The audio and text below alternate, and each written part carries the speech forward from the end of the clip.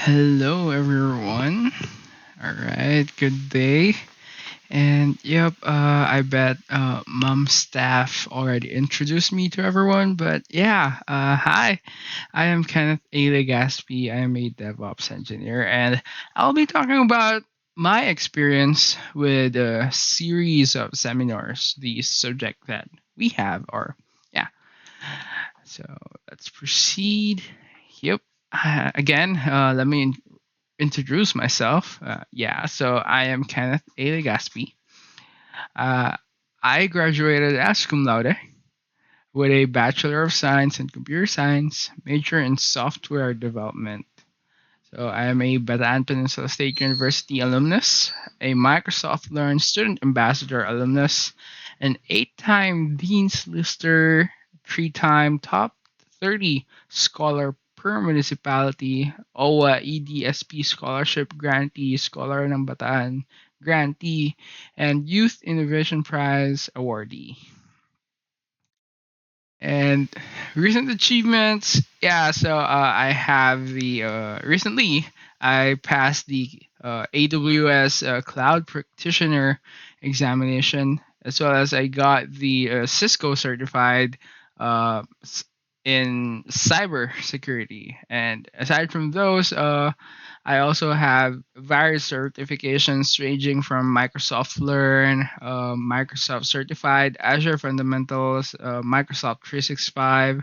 I also have certifications from Microsoft Office, as you can see over here. And I also have the MTA, or the Microsoft Technology Associate. Yep. And then I also have certifications in cybersecurity, Scrum, remote work, and I have this lifelong learning recognition that CertiProf gave me. And then I also have certifications from Pearson, especially in network security and cybersecurity. I also took cybersecurity in the Cisco Networking Academy.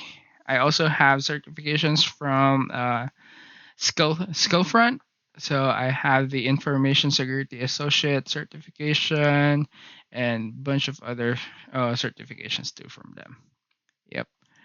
And yeah, currently I am working as a DevOps engineer at one of the biggest and well respected tire manufacturers in the world. So I am a DevOps engineer at Goodyear. To be exact, Goodyear Regional Business Services. Ano, together kasama namin sa isang building is the Goodyear Philippines. So those are different branches of the Goodyear Tire and Rubber Company. But yeah, all in all, I'm working at Goodyear. So ayan. And yeah, during my time sa SOS, I served as the technical lead. So I handled the Facebook live stream. Actually, the live stream was cross posted, so from the series of seminars na Facebook page, which I bet you guys have access to it, and the College of Information and Communications Technology. So yung CICT page natin is also live streaming that our event, no, dung time namin, it's also live streaming it simultaneously, those two um pages. Yeah. So the Facebook live stream, for I'm not sure if some of you already know how to do cross posting sa different pages, sa two different pages, okay? But yeah, just to tell you or give this insight, it's typically easy, pero what you need is admin access to both pages, So probably the technical lead ngayon could have access to the CACT page and then the SOS page and live stream it. And then I also did the live stream layout during our time. So as you can see, and makikita nyo, I have video together with this presentation. So, ganyan din yung halos ginawa kong layout nung time namin. But I'm using OBS if you're curious. Ayun. So, just did some layouting sa OBS, and yeah, it's just experimental nung ginawa ko siya. Nag-explore lang ako kung ano ba yung mga pwedeng gawin para ano niya, mapaganda pa yung live stream namin. Kasi nung time namin, it's still kind of pandemic or post-pandemic, no? So, nagsasubside na nun yung COVID, but still nasa hybrid setup or mostly online setup pa rin kami. So, yung event namin ng SOS was done virtually. So, naka-live stream kami nun. And yeah, I did the live stream layout. And one thing is the background music. It's not actually me that made the background music, but instead, in-oversee ko lang yung I just made sure na yung background music, syempre, is not copyrighted. And ayun kasi, isa yun sa naging problem ng time namin. No, gumamit kami ng mga, I mean, not my team, but other sections or other specializations, gumamit sila ng copyrighted uh, music, so some parts of their live stream was cut off dahil gumamit sila ng copyrighted music, and na-detect siya ni Facebook.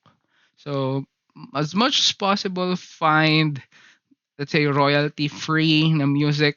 Madami namang mga stock music na makukuha sa internet, but if you know someone na pwede nyong matap, who can create, let's say, music melodies, yung ganyan, because luckily for us, meron kaming kaklase na gumagawa ng mga music, ng mga background music, mga rhythms, yung ganyan. So the na-utilize namin yung talent niya for that. And ayun, all throughout our event, ginamit namin yung craft niya or yung product niya.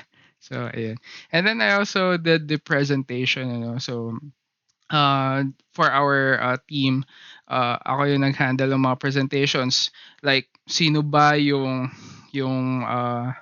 first presenter, sino yung susunod na presenter, sino yung third presenter, just so that aware kami kung sino na yung nagsasalita, and kung sino na yung um, or kung ano na yung topic nila, just for us na malaman namin no kung nasaan na ba yung program, and hindi kami ma-surprise, uy, patapos na pala yung talk ni resource speaker number one, yung ganyan.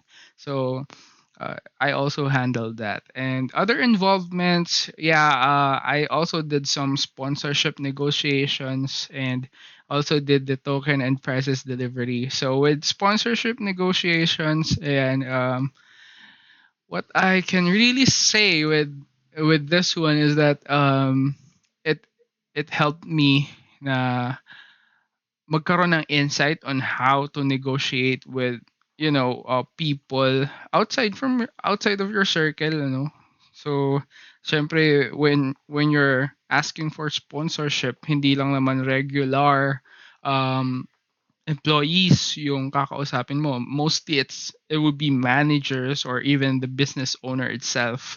So it really enhanced how I communicate, especially doon sa mga people na, let's say, yung mga higher ranking people. Syempre kasi as a graduating student, matatakot kang kumausap ng mga higher position people like manager, supervisor, team lead, yung mga ganyang tao. Sa una matatakot ka talaga, but good thing with SOS, it will really help you to polish your communication and how you connect with those kind of people. Kasi once you were able to smoothen yung skill mo when it comes to connecting not only with managers or higher ups but to everyone, no, even if they're regular employee or what. Once that you were able to polish your communication skills, malayo talaga yung mararating mo, and sobrang dami mong opportunities na ma-open. So, huwag kayong matakot na makipag-usap sa mga higher ups because it's something that you really should be seeking after kasi uh, you will learn a lot. Yeah. So token and prizes delivery. Mostly this one kasi is about more. Well, to be frank, g- more of gala na rin kasi siya eh. But yeah, what we did is to plan kung paano ba yung magiging itsura ng token, ano ba yung pwede natin ibigay resource speakers, stuff like that. And yung prizes, well, prizes kasi nung time namin sa SOS is nagkaroon kami ng mga uh, virtual games, kumbaga. Ayan, yung mga virtual bring me, stuff like that.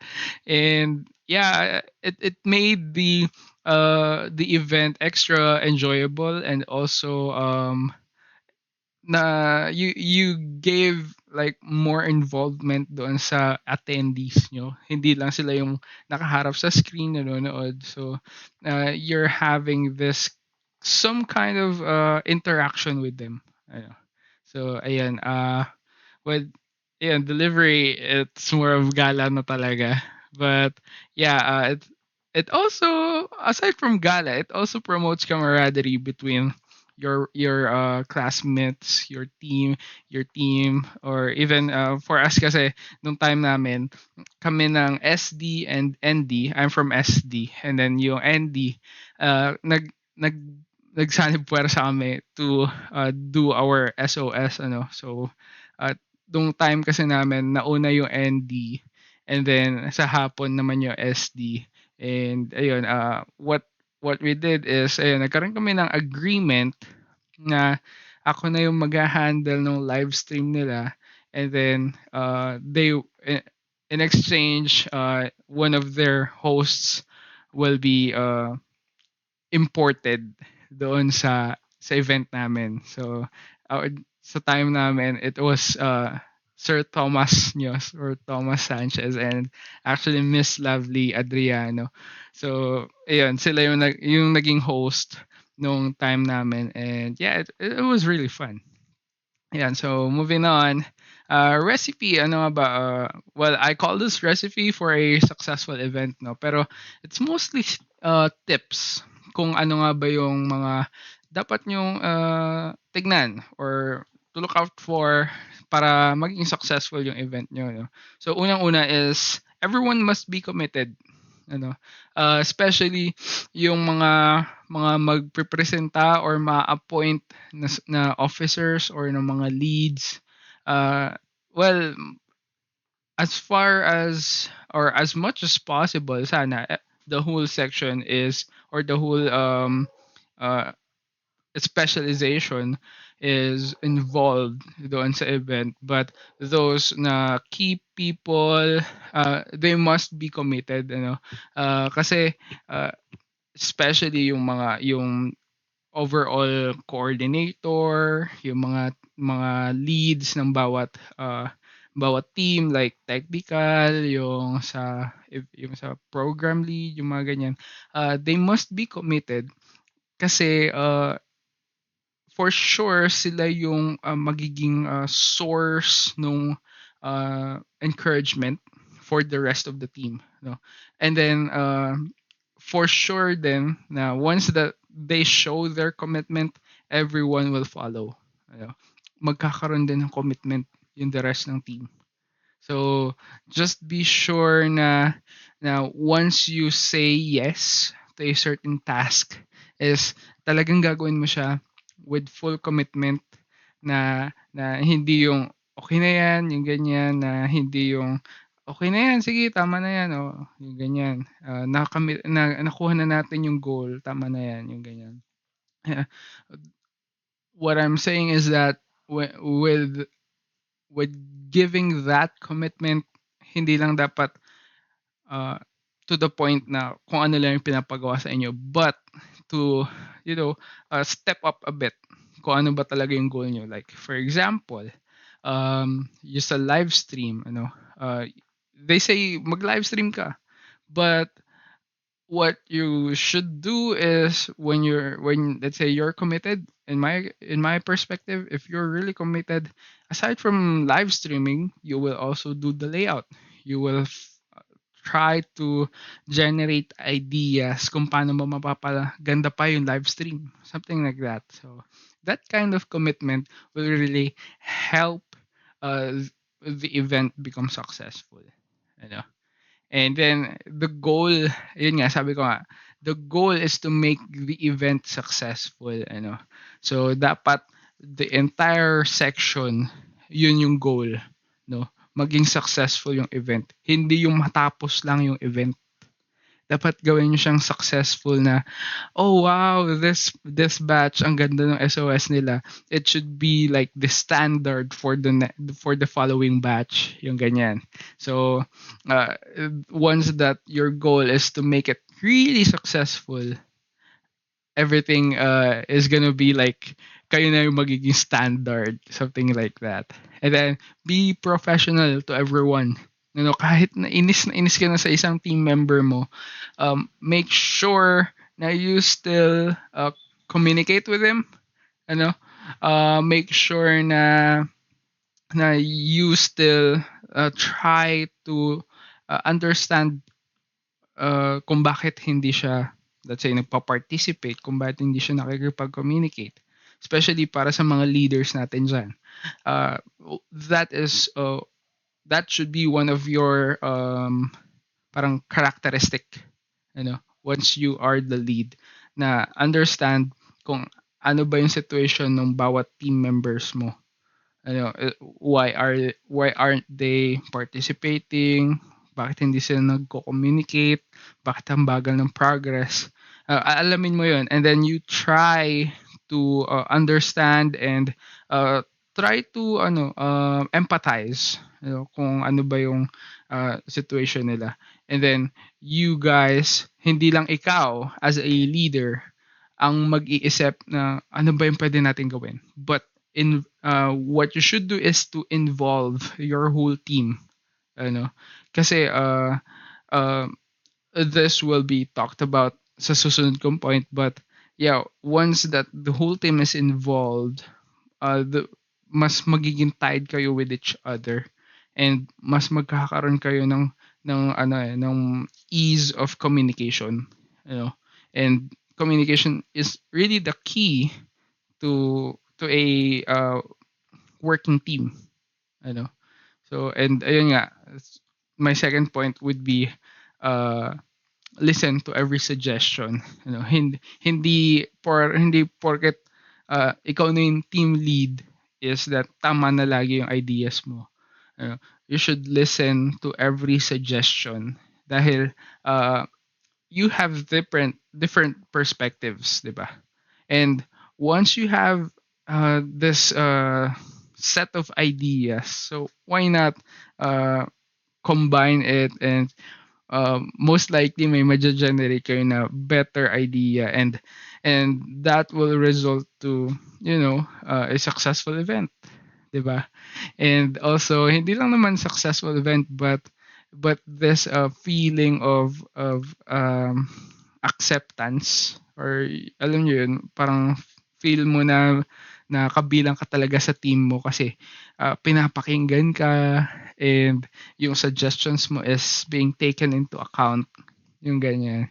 Dahil what drives a person to contribute or to cooperate is being heard, being seen, and uh, alam nyo yun, being acknowledged na nandyan yung presence mo, and we acknowledge your effort, your suggestions, and yun, it will result to better ideas and better output. And ayan, know which are achievable and not. Kasi as you brainstorm, as you formulate your event, no, madaming ideas na lalabas. And kailangan as a member of the this event, you know, you should call out which ones are achievable, especially with your time frame, ano. Kailangan alam nyo kung ano yung kaya nyo ma-achieve and kung ano yung hindi. Kailangan nyo maging realistic, ano. Kasi once you parang set, let's say masyadong mataas na standards or masyadong mataas na goal, and if you weren't able to achieve it, my the result might be disappointing para sa inyo. So know which ones are doable, achievable, and know which ones are parang out of reach talaga or parang suntok sa buwan kung tawagin. So ayan, alamin lang, and don't be afraid to call out kung yung idea ba is something na parang ang hirap i-achieve, and then you guys discuss kung ano ba yung pwedeng gawin. If you really find this idea na sobrang ganda but it's unachievable in this kind of time frame, and then you guys discuss ano ba yung mga pwede maging uh, uh, compromises, yung ganun. So yeah, just communicate with everyone, and yeah. And then last is be willing to go the extra mile. Sabi ko nga kanina, if you're committed, hindi ka lang magde-deliver kung ano yung sinabi sa'yo na mag-live stream ka. Di nag-live stream ka lang. Yung ganyan. Naka-camera, presentation, yung ganyan. Well, going the extra mile is, ayun, hindi, ibibigay mo pa yung uh, magbibigay ka pa ng mas marami compared dun sa kung ano yung hinihingi sa'yo, just to make the event really successful. If they want you to create like a proposal doon sa magiging sponsor, try to pitch ideas kung paano nyo ba mapapa-oo ng mas sigurado or in higher chances yung sponsor nyo. So maybe give them something na some kind of token, yung ganyan. So hindi lang yung dahil pinagawa ka ng letter is gagawa ka na lang ng letter. Try mo mag-pitch or mag-add ng idea to make the letter more enticing para sa sponsors, stuff like that. So you do the extra mile. Ayan. So next is my key learnings, my key learnings. Well, with this one is to understand the goal and objectives of your event. Um, when you understand the goal and objectives, meron kayong parang makikita talaga or mapoproduce na path. Alam nyo kung saan talaga patungo yung event nyo. Hindi yung sanga-sanga siya na uy, ito dapat yung magiging outcome. Oy, hindi, ito dapat yung ganyan. So, understand the goal and objectives para lahat kayo is straight lang yung tingin. Alam nyo kung saan kayo papunta talaga. Ano yung goal nung event nyo. Yan. And then, learn the happenings during the event. No surprises. Alamin mo kung ano talaga yung flow, especially para sa mga tech leads, sa mga people na mag-handle ng technical stuff. So, learn kung ano ba yung sunod-sunod ng mga, let's say, resource speakers. Ano ba yung after ng dalawang resource speakers, magkakaroon ba ng break or magkakaroon ba ng pag-games? Something like that. Especially para dun sa magkocontrol ng live stream. Kasi syempre, once na pinindot mo yan, mabo-broadcast na yan sa internet. So, alamin mo kung ano ba yung mga susunod na slides dapat, yung ganyan. So, ayun, learn to have this awareness kung nasaan na ba yung event or yung mga nangyayari sa event nyo. And then, you're not always correct.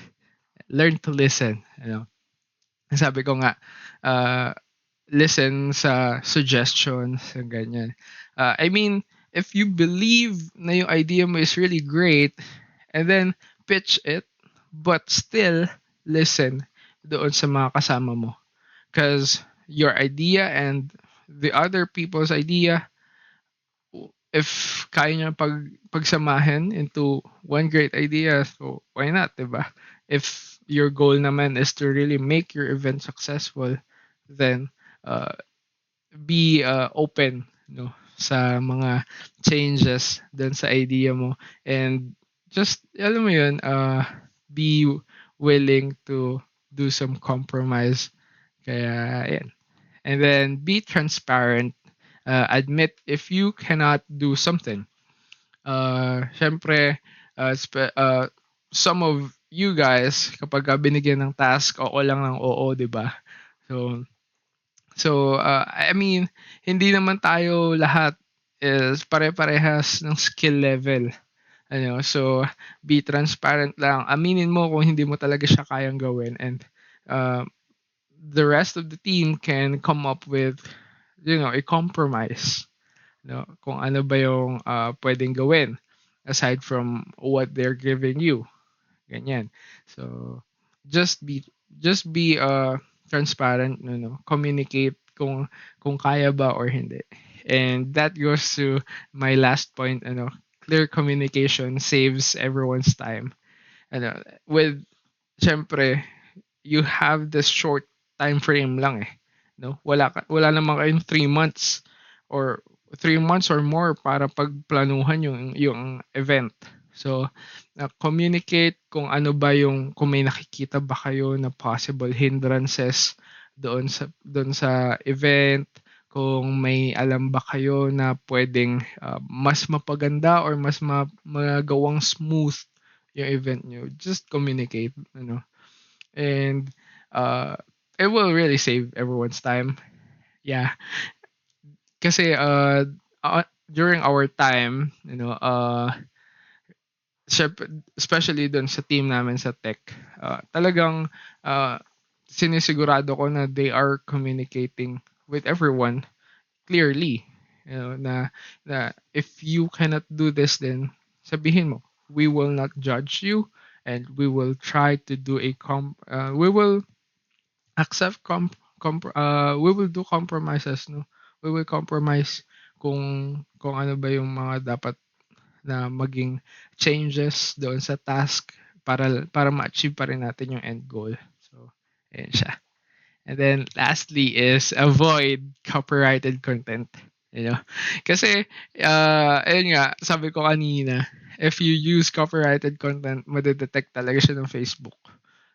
And uh, wala kayong choice, but they will really cut your live stream. Yun talaga yung mangyayari. And mawawala na yung mga, hindi nyo na mahahabol yung mga lumipas na conversations or na topics during that downtime between your live stream. So make sure na you use royalty free or something that is really original content. And ayan, that's it.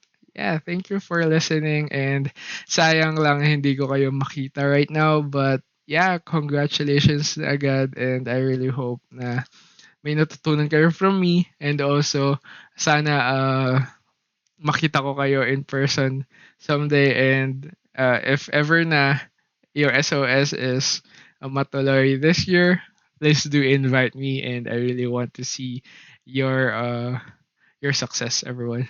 Yes, that's all. Thank you.